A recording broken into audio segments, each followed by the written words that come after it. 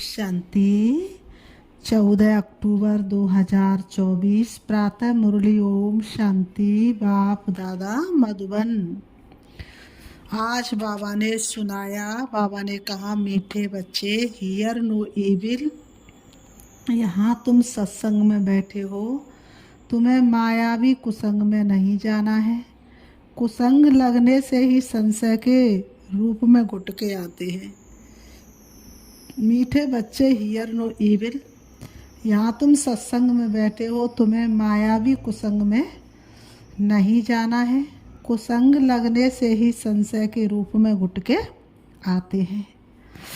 आज की मुरली से बाबा ने प्रश्न किया, इस समय किसी भी मनुष्य को स्पिरिचुअल नहीं कह सकते, क्यों? इस समय किसी भी मनुष्य को स्पिरिचुअल नहीं कह सकते, क्यों? उत्तर में बाबा ने बताया, क्योंकि सभी देह अभिमानी हैं। देव अभिमान वाले स्पिरिचुअल कैसे कहला सकते हैं? स्पिरिचुअल फादर तो एक ही निराकार बाप है, जो तुम्हें भी देही अभिमानी बनने की शिक्षा देते हैं। सुप्रीम का टाइटल भी एक बाप को ही दे सकते हैं। बाप के सिवाय सुप्रीम कोई भी कहला नहीं सकते। बाप के सिवाय सुप्रीम कोई कहला नहीं सकते। ओम शांति। बच्चे, जब यहाँ बैठते हो तो जानते हो बाबा हमारा बाबा भी है, टीचर भी है और सतगुरु भी है। तीन की दरकार रहती है, पहले बाप, फिर पढ़ाने वाला टीचर और फिर पिछाड़ी में गुरु। यहाँ याद भी ऐसे करना है, क्योंकि नई बात है ना। बेहद का बाप भी है, बेहद का माना सबका। यहाँ जो भी आएंगे कहेंगे ये स्मृति में लाओ। इसमें किसको संशय हो तो हाथ उठाओ। बाबा कहते इसमें किसी को संशय है, वो बाप, बेहद का बाप भी है, टीचर भी है, सतगुरु है, तो हाथ उठाओ। ये वंडरफुल बात है ना। जन्म जन्मांतर कभी ऐसा कोई मिला होगा जिसको तुम बाप, टीचर, सतगुरु समझो? सो भी सुप्रीम, बेहद का बाप, बेहद का टीचर, बेहद का सतगुरु, ऐसा कभी कोई मिला? सिवाय इस पुरुषोत्तम संगम युग के कभी मिल ना सके। इसमें कोई को संशय हो तो हाथ उठावे। यहाँ सब निश्चय बुद्धि होकर बैठे हैं। मुख्य है ही ये तीन। बेहद का बाप नॉलेज भी बेहद की देते हैं। बेहद के बाप नॉलेज भी बेहद की देते हैं। बेहद की नॉलेज तो ये एक ही है। हद की नॉलेज तो तुम अनेक बार पढ़ते आए हो। कोई वकील बनते, कोई सर्जन बनते हैं। बाबा ने कहा कोई वकील बनते हैं तो कोई सर्जन बनते हैं, क्योंकि यहाँ तो डॉक्टर, जज, वकील आदि सब चाहिए ना। वहाँ तो दरकार नहीं, वहाँ दुख की कोई बात ही नहीं। तो अब बाप बैठ बेहद की शिक्षा बच्चों को देते हैं। बेहद का बाप ही बेहद की शिक्षा देते हैं। फिर आधा कल्प कोई शिक्षा तुमको पढ़ने की दरकार ही नहीं है। एक ही बार शिक्षा मिलती है, जो 21 जन्मों के लिए फलीभूत होती है, अर्थात उनका फल मिलता है। बाबा ने कहा एक जन्म की शिक्षा कितने जन्मों के लिए? 21 जन्मों के लिए। वहाँ तो डॉक्टर, बैरिस्टर, जज आदि होते नहीं। बाबा ने कहा कहाँ पर बैरिस्टर, जज आदि नहीं होते? सतयुग में। वहाँ तो है ही इतनी सुंदर दुनिया। ये तो निश्चय है ना, बरोबर ऐसे है ना। वहाँ दुख होता नहीं, कर्म भोग होता नहीं। बाप कर्मों की गति बैठ समझाते हैं। शिव बाबा कर्मों की गुहा गति को बैठ समझाते हैं।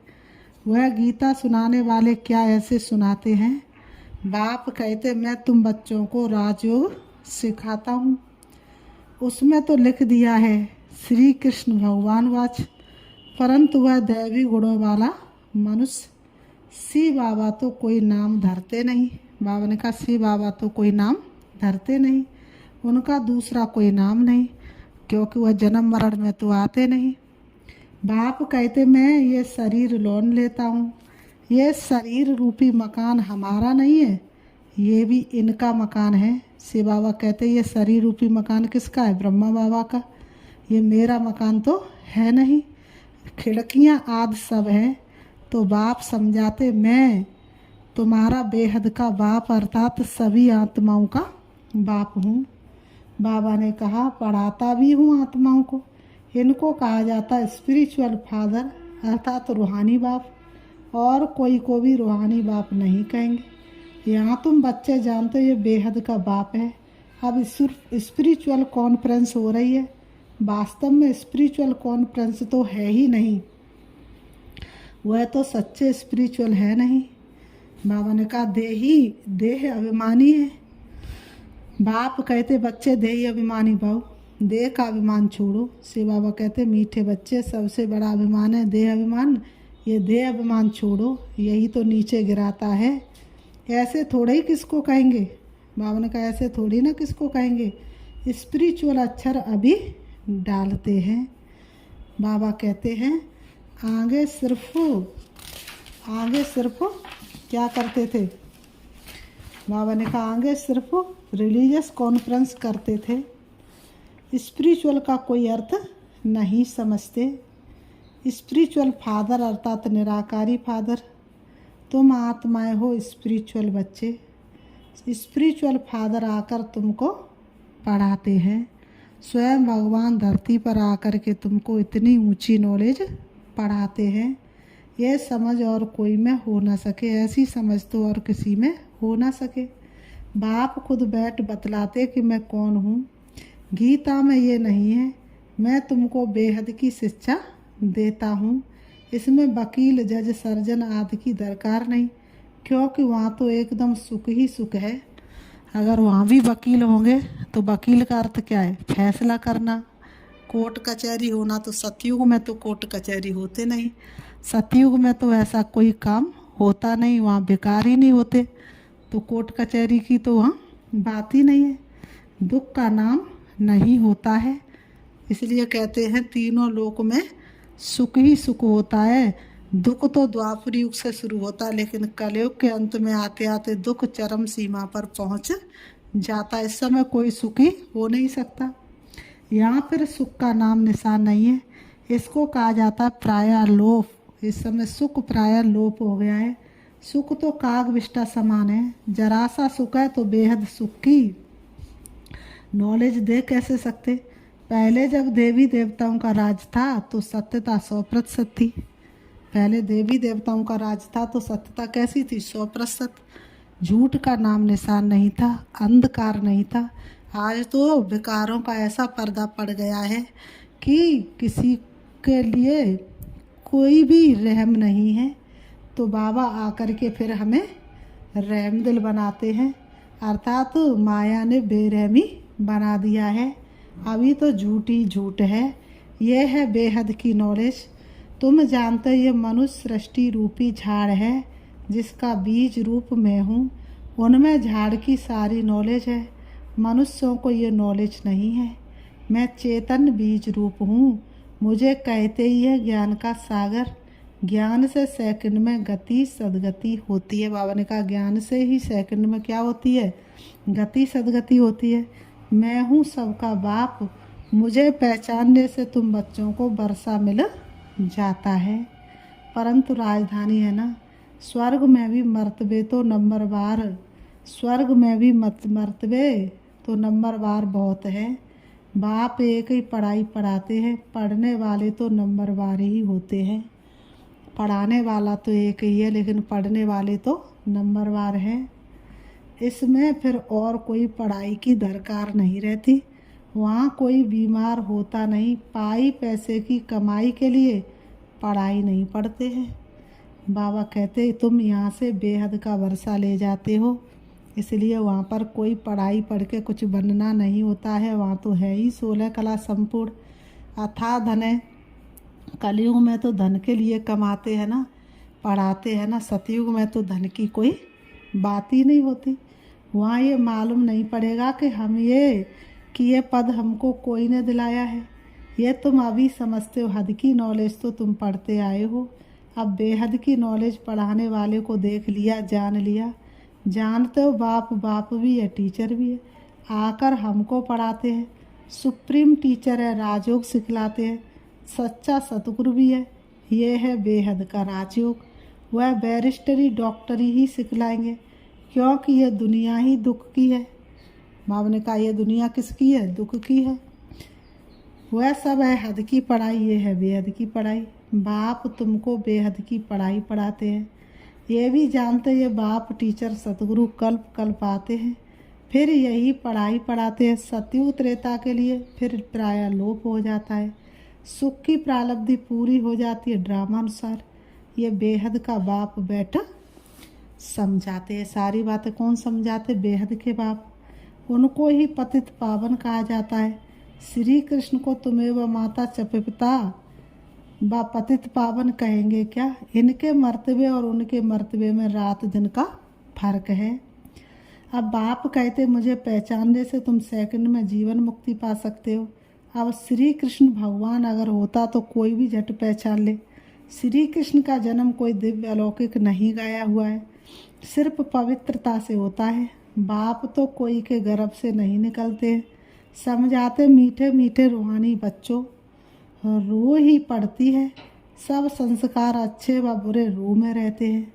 जैसे जैसे कर्म करते उस अनुसार उन्हें शरीर मिलता है। कोई बहुत दुख भोगते, कोई काने, कोई बहरे होते हैं। कहेंगे पास्ट में ऐसे कर्म किए जिसका ये फल है। आत्मा के कर्मों अनुसार ही रोगी शरीर आदि मिलता है। बाबा ने कहा कर्मों के हिसाब से ही शरीर रोगी बनता है।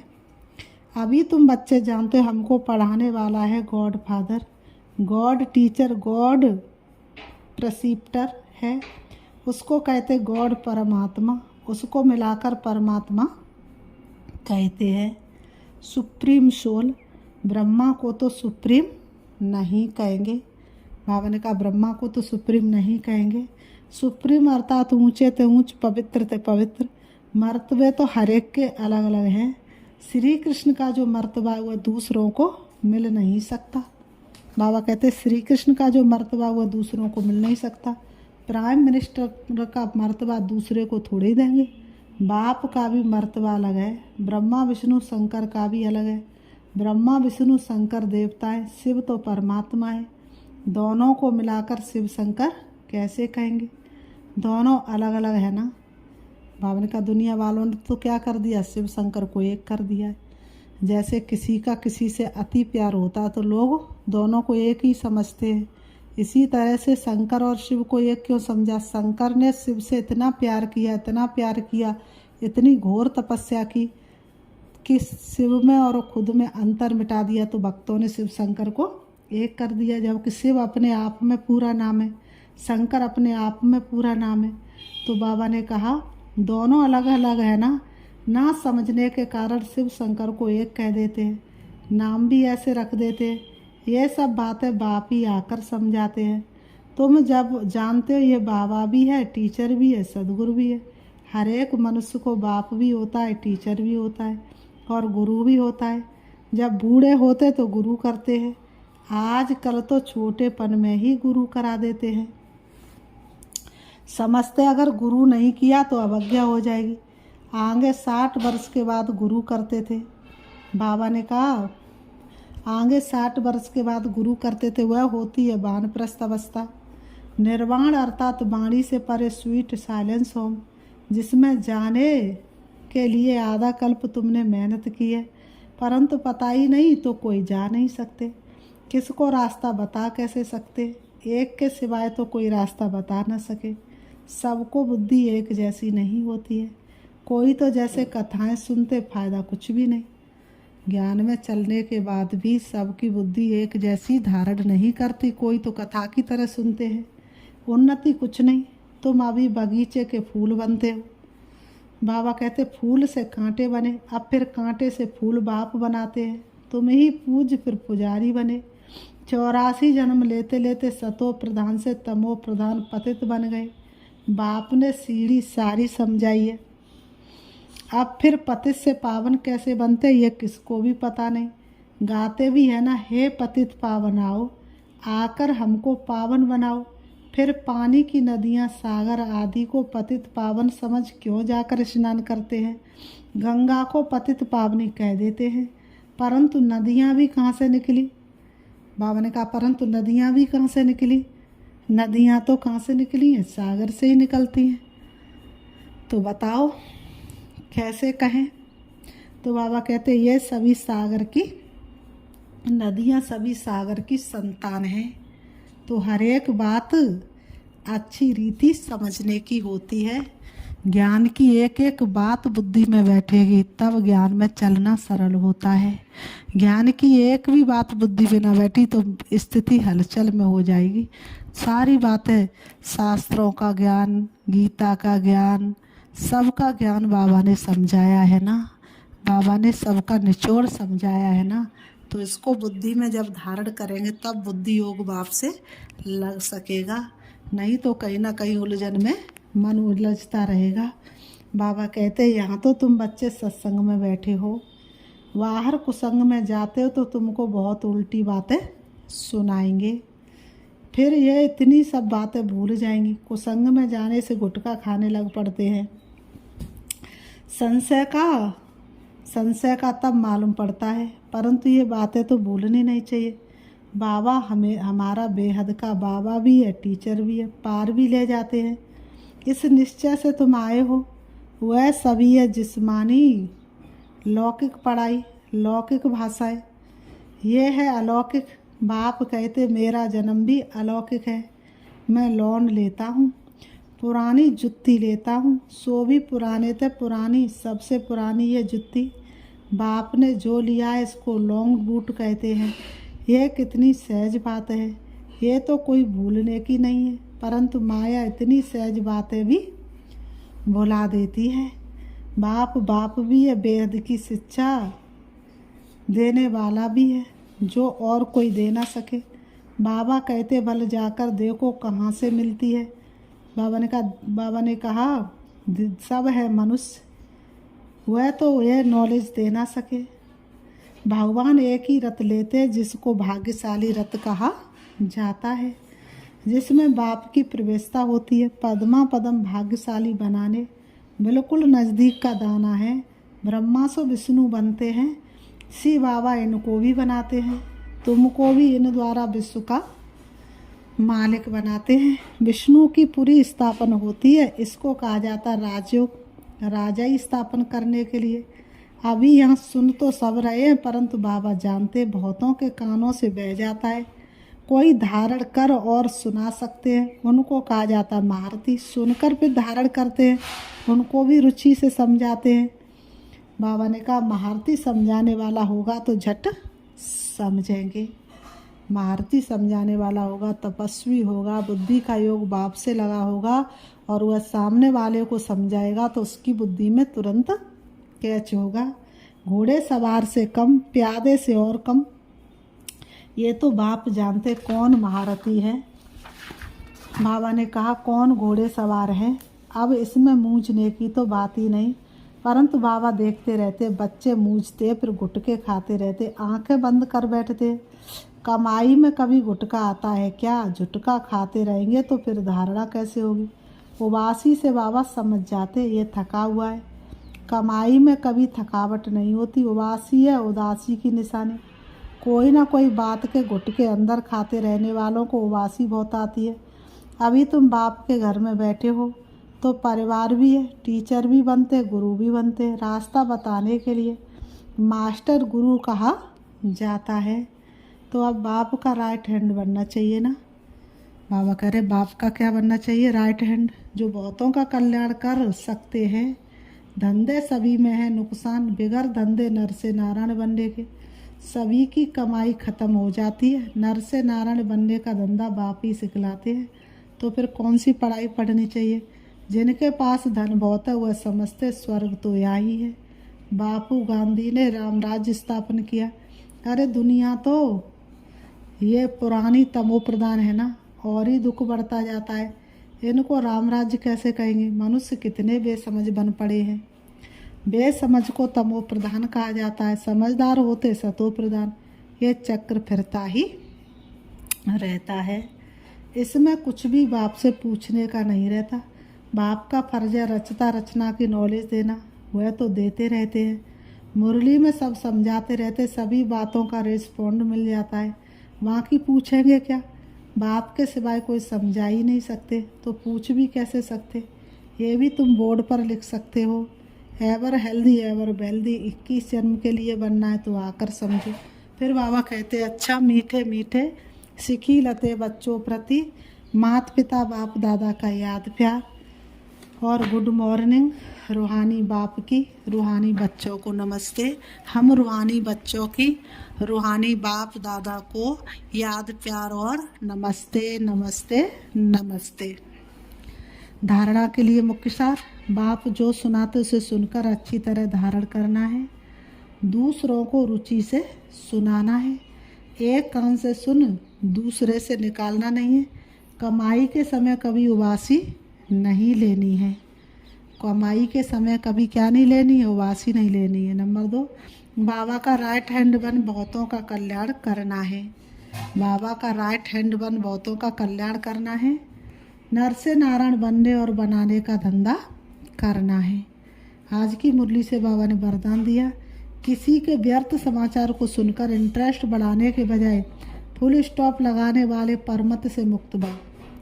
किसी के, बाबा ने कहा किसी के व्यर्थ समाचार को सुनकर इंटरेस्ट बढ़ाने के बजाय फुल स्टॉप लगाने वाले परमत से मुक्त भव। स्पष्टीकरण, कई बच्चे चलते चलते श्रीमत के साथ आत्माओं की परमत मिक्स कर देते हैं। जब कोई ब्राह्मण संसार का समाचार सुनाता तो उसे बहुत इंटरेस्ट से सुनते हैं, कर कुछ नहीं सकते और सुन लेते हैं तो वह समाचार बुद्धि में चला जाता है, फिर टाइम वेस्ट होता है। इसलिए बाप की आज्ञा सुनते हुए भी नहीं सुनो। अगर कोई सुना भी दे तो आप फुल स्टॉप लगाओ। जिस व्यक्ति का सुना उसके प्रति दृष्टि व संकल्प में भी घृणा भाव नहीं हो, तब कहेंगे परमत से मुक्त। स्लोगन, जिनकी दिल विशाल है उनके स्वप्न में भी हद के संस्कार इमर्ज नहीं हो सकते। जिनकी दिल विशाल है उनके स्वप्न में भी हद के संस्कार इमर्ज नहीं हो सकते। अच्छा, ओम शांति। अभी हम बाबा को याद करते हैं, देखेंगे अपने आप को, मैं आत्मा व्यर्थ से मुक्त संपूर्ण समर्थ हूँ।